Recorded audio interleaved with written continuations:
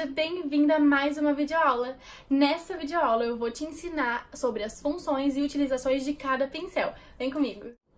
Diariamente eu recebo muitas perguntas de vocês. Professora, como que funciona esse pincel? Ah, professora, que pincel que eu uso pra isso? Calma, gente. Eu vou explicar certinho pra vocês como que funciona cada pincel e pra cada coisa, tá bom? Então vamos lá. O primeiro pincel que normalmente a gente usa é o pincel Kabuki, assim, ele é um pouquinho mais maleável, ó. Tá vendo? Esse daqui é da Make One, mas outros pincéis Kabukis que sejam maleáveis assim também servem pra mesma coisa, tá bom? Não tem problema.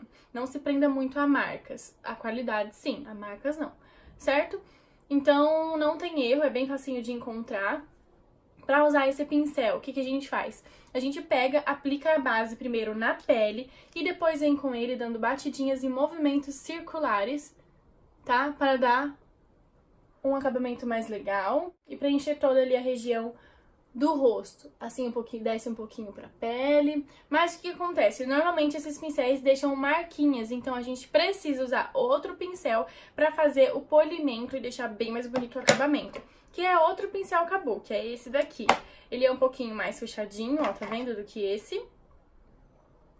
Mas ele é bem fofinho, bem ao toque, assim, por isso que dá um acabamento bem legal depois. Então, depois que a gente aplica aquele lá, a gente vem com esse e dá o acabamento dando batidinhas assim, ó, bem de leve e movimentos circulares, que ele vai fazer o polimento da pele, vai ficar bem bonito. Uma dica legal, o que substitui esses dois pincéis é a queridinha esponjinha. Gente, a esponjinha é excelente, ela dá um acabamento perfeito e é, né, 2 em 1.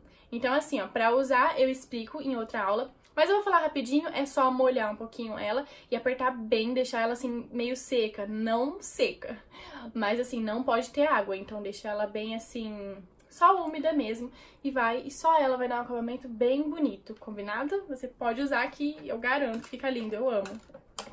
Pra corretivo a gente pode usar esse pincelzinho aqui, ó, normalmente a gente vai em lojas de cosméticos e tá lá, pincel para corretivo, então a gente pode comprar e usar normal. Só que eu sempre falo pra gente não se prender às funções dos pincéis. Por exemplo, esse pincel é um pincel pra corretivo, então eu vou usar ele só pra corretivo. Não. Não é assim. O mesmo pincel, ele pode servir pra N coisas. Por exemplo, eu uso esse pincel aqui de corretivo pra selar aqui a área dos olhos, aonde o pincel grandão não chega, entendeu? Então eu posso muito bem usar ele aqui, ou pra selar abaixo da sobrancelha. Então, assim, um pincel serve pra várias coisas.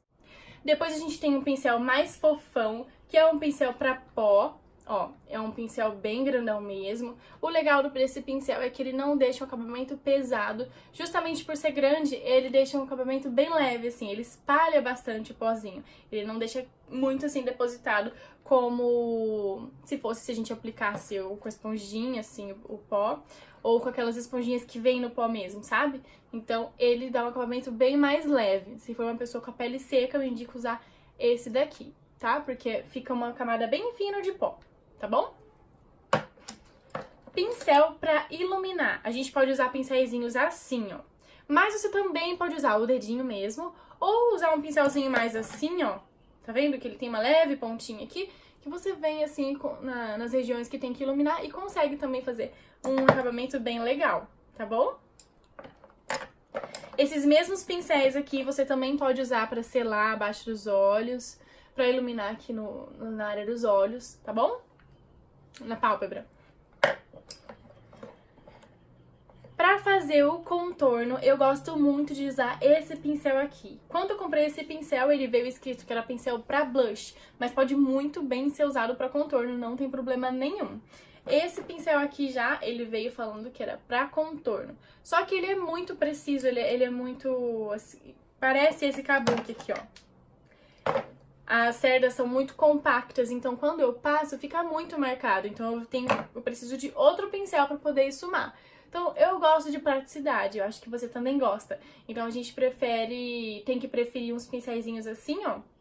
Que não seja tão fofão, mas que quando você passe, ele já vai esfumando, entendeu? Pra não ficar marcado, tá? Depois que eu usar o pincel do contorno, agora eu preciso de outro pincel pra passar o blush. Não precisa. Você pode dar umas batidinhas assim, ó, até sair o outro produto, ir lá no blush e passar acima um pouquinho do contorno, que vai ficar lindo e não vai interferir em nada, tá bom? Pra fazer o contorno do nariz, olha só, eu gosto muito de usar esse pincelzinho aqui, que é um pincelzinho de esfumar a área dos olhos, tá vendo? Eu comprei ele, todo mundo sabe que ele é pra esfumar a área dos olhos, mas fica lindo no nariz, porque ele não é tão preciso, então quando eu vou passando ele já vai esfumando. E vai certinho assim na área do nariz, ó, abaixo da sobrancelha, fica perfeito, então super serve. Por isso que eu digo pra não se prender muito às funções do que vem escrito lá, tá bom? Agora, os pincéis pra área dos olhos. Normalmente a gente usa esse primeiro aqui, que é um pincelzinho mais fofinho, ó. Esse daqui é Indice Berenice, mas tem de várias marcas, ó. Tem um aqui que é sem marca, que é a mesma coisa.